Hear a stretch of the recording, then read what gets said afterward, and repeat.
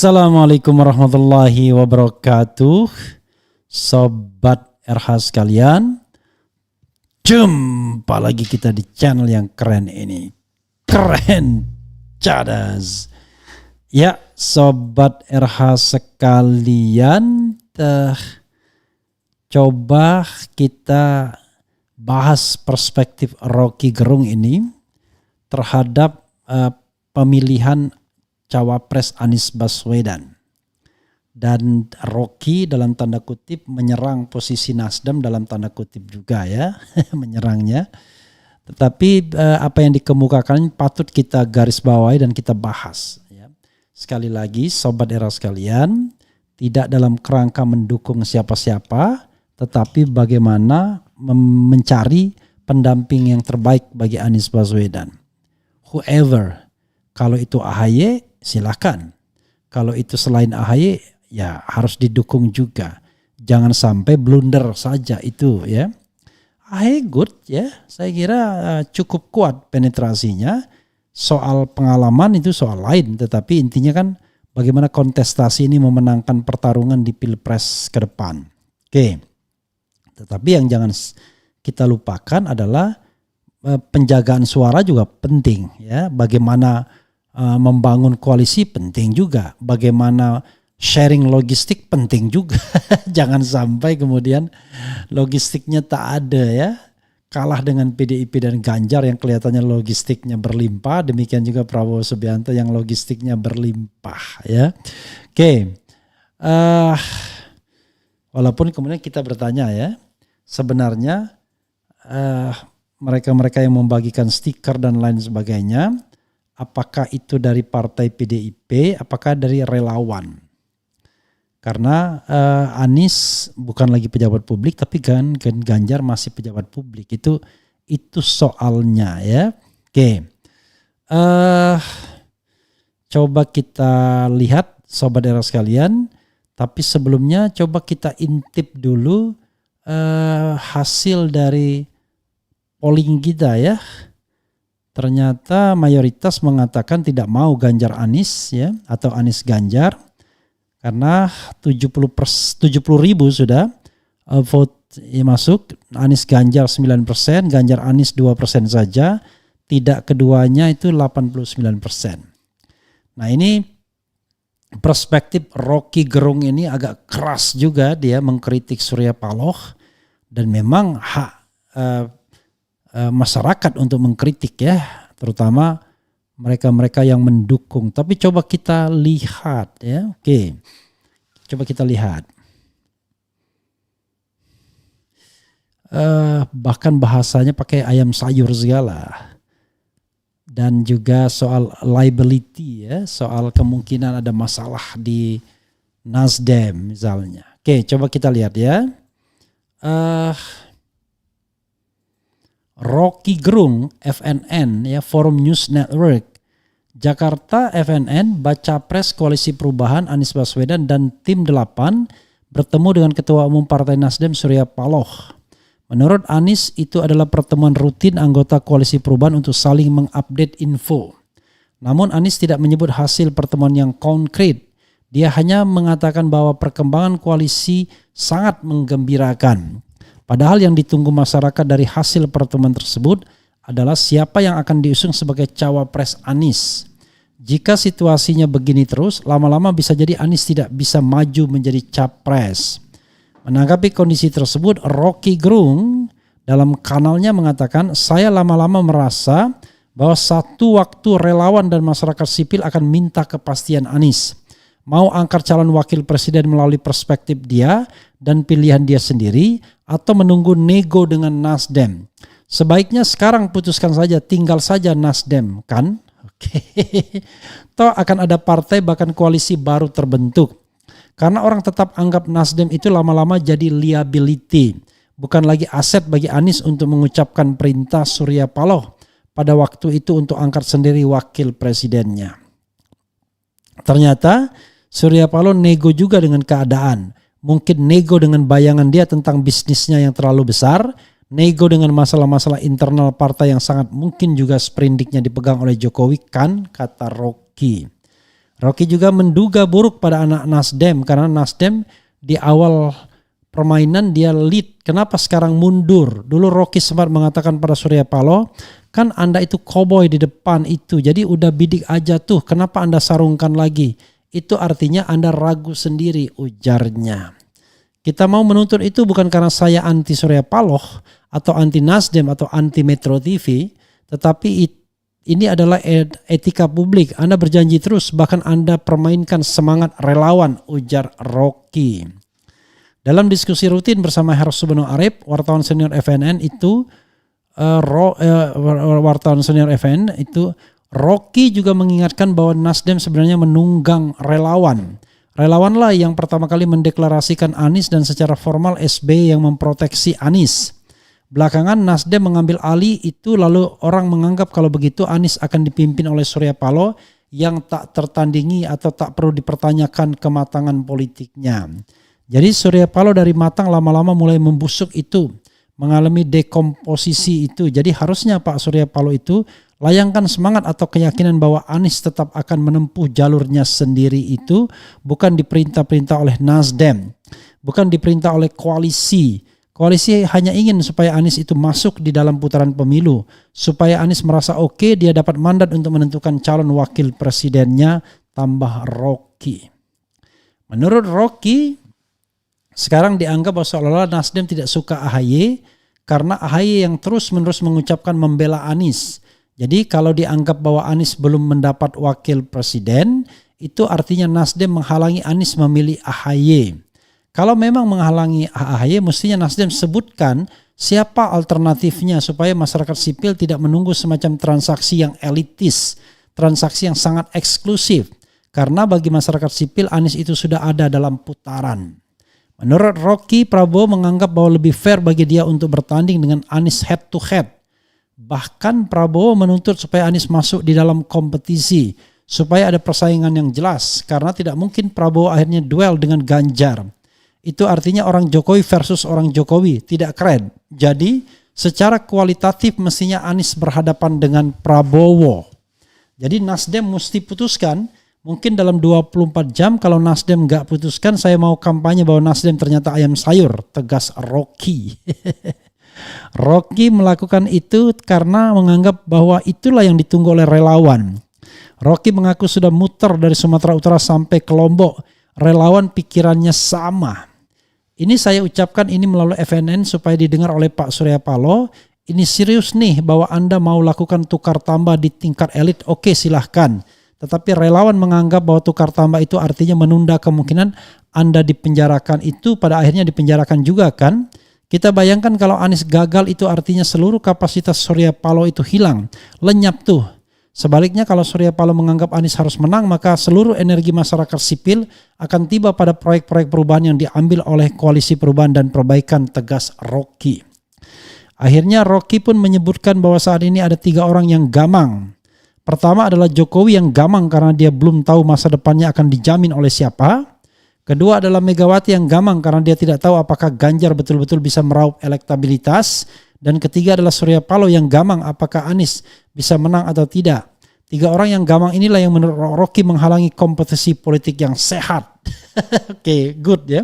Kalau Anies batal jadi presiden, tidak jadi dicalonkan, itu kesalahan akan ditimpakan pada Nasdem. Jungto Pak Surya Paloh. Itu elektabilitas Nasdem langsung jadi 0. Tetapi elektabilitas PKS apalagi Demokrat akan naik.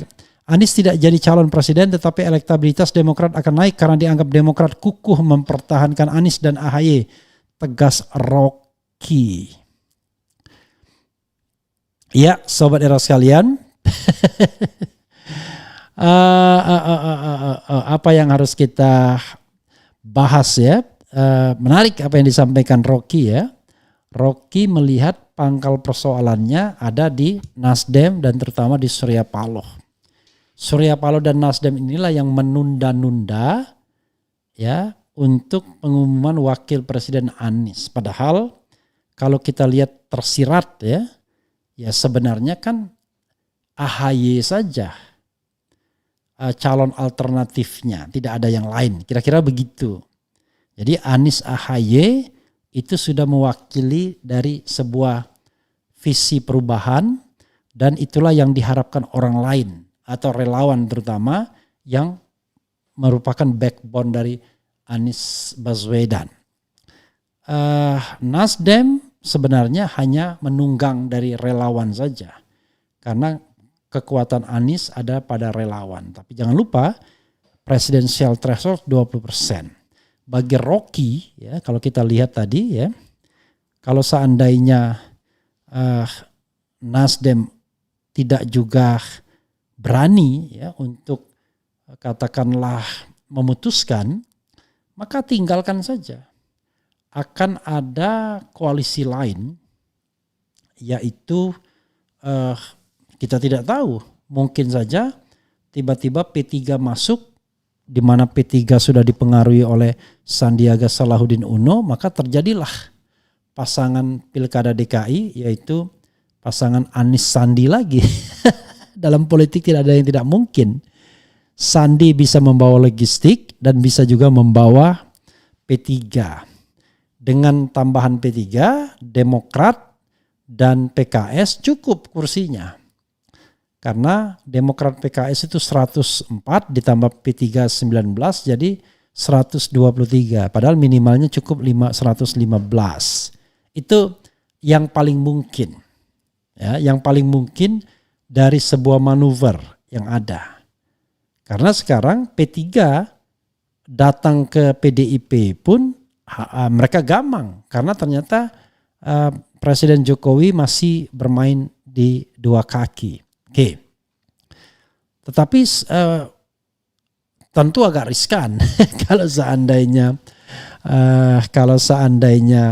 Anies Baswedan meninggalkan Nasdem, ya. Tapi kalau terus-menerus diombang-ambingkan seperti ini, ya memang berat juga. berat juga. Kalau saya dari awal mengatakan persoalannya ya ada di dua ini sesungguhnya. Demokrat yang tidak kunjung mengatakan bahwa tanpa AHY pun is okay, atau Nasdem yang tidak kunjung mengatakan kalau dengan AHY pun is okay. Kan soalnya adalah ini orang-orang senior ini adalah orang-orang yang memang mau jadi king dan queen maker. Makanya kata Rocky Gerung tadi, ya ada 3 orang yang galau di Republik ini. 1, Jokowi, nggak jelas sama siapa dia mau bergantung. Apakah ia sama Prabowo? Apakah Prabowo bakal pasti menang? Yang kedua, Megawati, dia perlu keyakinan apakah Ganjar bakal bisa menang, terutama kalau seandainya Ganjar memang akhirnya tidak di-endorse oleh Jokowi, karena endorsement Jokowi itulah yang membuat Ganjar besar atau membesar. Karena kemana-mana Ganjar juga menjual Jokowi. Coba lihat misalnya, ya, relawan atau kader partai itu kan mengatakan penerus dari Pak Jokowi. Artinya Jokowi masih dianggap faktor yang memperkuat. Lalu Surya Paloh galau. Galaunya adalah kalau proyek dengan Anies ini gagal, maka konsekuensinya pada bangunan kekuasaan dan bisnis yang sudah dia pupuk selama ini. Tapi kalau dia menang, maka dia akan menjadi kingmaker yang akan memimpin perubahan. Nah, mudah-mudahan perubahan yang lebih baik, terutama dalam hal pemberantasan korupsi dan membuat negeri ini jauh lebih baik. Jadi itu perhitungan, pertaruhan. Dan dari semua itu ya memang galau tokoh-tokoh ini ya. Ya karena akibat politik saling menyandra dan politik yang membuat bangunan politik di Republik Indonesia ini tidak menarik. Coba kalau presidensial threshold itu dihilangkan dari awal, maka ya lebih fair competition. Tidak ditentukan hanya gesture politik oleh beberapa orang ini, terutama oleh Jokowi, Megawati, dan Surya Paloh misalnya. Kita akan lihat ya bagaimana ke depannya.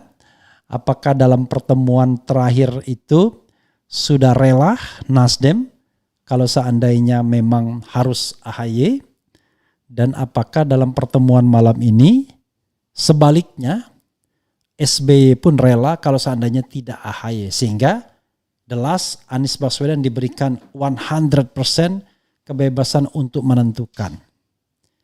Ya, walaupun bukan tidak ada logikanya menentukan wakil presiden pada saat-saat terakhir itu. Why?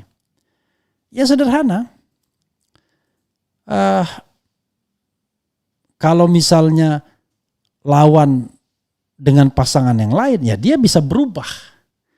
Kan sebenarnya bisa saja hari ini kita umumkan pasangan Anies AHY, lalu bagaimana kita lihat reaksi pasarnya. Kalau reaksi pasarnya positif, ya pertahankan. Tapi kalau reaksi pasarnya negatif, ya bisa saja berubah pada saat akhir kan. Tidak berarti kemudian kalau misalnya pasarnya negatif tiba-tiba tidak mau berubah. Nah bisa jadi itu jalan tengahnya. Jalan tengahnya adalah diumumkan dulu dan kita lihat nanti reaksi pasarnya. Ya kan? Coba bagaimana reaksi pasarnya. Kalau reaksi pasarnya bagus terus.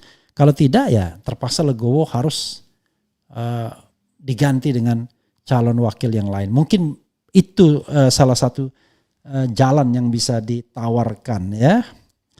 Oke. Coba kita lihat ya komentar saudara sekalian.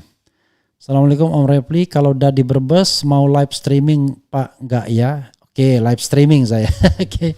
Hadir dari Medan Mandailing Natal. Insya Allah rakyat Indonesia dapat pemimpin yang adil. Anies orangnya, tapi walaupun begitu tetap nunggu istimewa ulama. Sabar. Assalamualaikum Pak Anies, tetap pilihan 2024. Wapres Wowo sama Ganjar juga belum tahu. Sabar dong. Oke. Tetap Anies presiden. Pilihan Nasdem siapa capres jadi ketahuan arahnya. Gorontalo hadir. Saya dari dulu tidak percaya Nasdem dan Surya Paloh karena Surya Paloh pelin-pelan. Oke, kita harus lihat lagi ya. Kemudian apa lagi ya?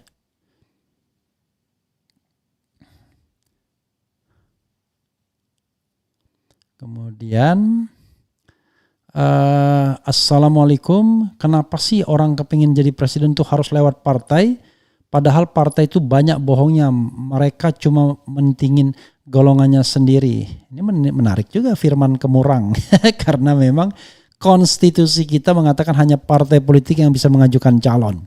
Padahal presiden itu bukan hanya perkara partai politik. Dan kalau kita lihat tidak semua rakyat Indonesia merupakan bagian dari partai politik kan begitu.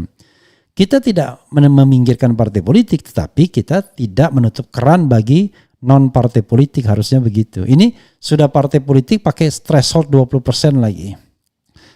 Kemudian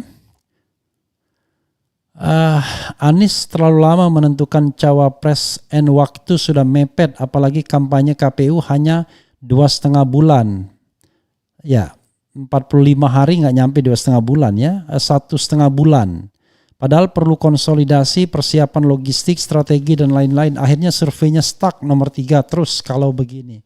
Kalau survei jangan kita hitung ya. Kalau surveinya dibayar oleh lawan ya berat juga. Kemudian salam akal sehat, apapun wakil Anies pasti oke, insya Allah RI 1 ya. Oke, RI 1 insya Allah. Semoga partai-partai di koalisi perubahan tetap insya Allah RI 1 ya, tetap solid demi kebaikan demokrasi. Bersyukur wahai partai yang mendukung Anies, elektabilitas partai kalian akan naik signifikan karena Anies, insya Allah ya.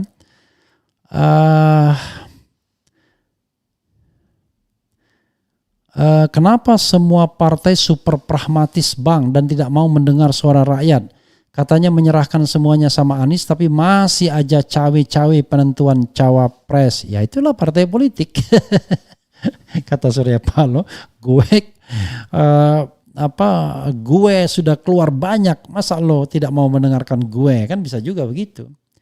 Ya, dia sudah mengerahkan banyak hal termasuk pasukan medianya ya. Oke. Kemudian Nasdem gak jelas arah politiknya, takut AHY jadi cawapres Anies, padahal sangat cocok pasangan Anies AHY. Apalagi ya? Oke, Surya Paloh jadi wapresnya. Ya memang ada juga tudingan dari Andi Arief yang mengatakan bahwa sebenarnya Surya Paloh mulai tertarik untuk menjadi cawapresnya Anies Baswedan. Ya barangkali ini pengalaman JK yang sudah sangat senior mendampingi SBY, atau yang lebih spektakuler lagi JK ketika mendampingi Jokowi.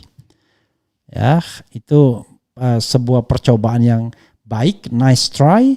Jadi bisa jadi Anies membutuhkan tokoh yang sangat senior untuk menjadi penasihat politiknya, sekaligus orang dalam pemerintahan, ketimbang AHY. Tapi masalahnya adalah kalau Surya Paloh yang diajukan untuk menjadi calon wakil presiden misalnya, ya kalau spekulasi itu benar, apakah menguntungkan bagi elektabilitas pasangan ini atau tidak? Karena bagaimanapun toh yang paling penting adalah menang. Kalau kalah ya berat ya.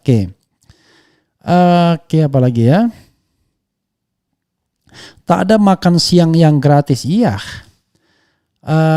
Bang RH, Surya Paloh gamang karena ada tawaran supaya Anies dampingi Ganjar untuk lawan Prabowo.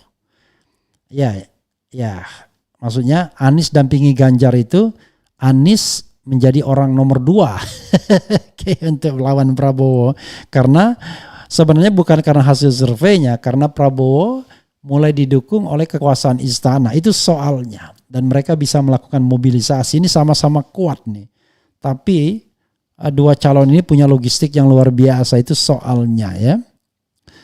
Anies AHY paling didambakan rakyat tanpa kecurangan, pasti menang telak satu putaran, amin amin ya rabbal alamin. Kemudian Rocky Gerung 2024. Saat ini calon wapres itu hanya 2, yaitu AHY atau Gatot. Ya kalau saya juga melihatnya itu ya, kalau kita mau betul-betul yang fighter. Kalau cuma sekedar enggak juga saya kira ya. Misalnya suara NU misalnya tetap bisa dikerek oleh AHY atau Gatot kalau seandainya memang mereka ditetapkan. Toh kerja-kerja politik kan harus jalan juga sesungguhnya. Apalagi Gatot juga orang Jawa Tengah.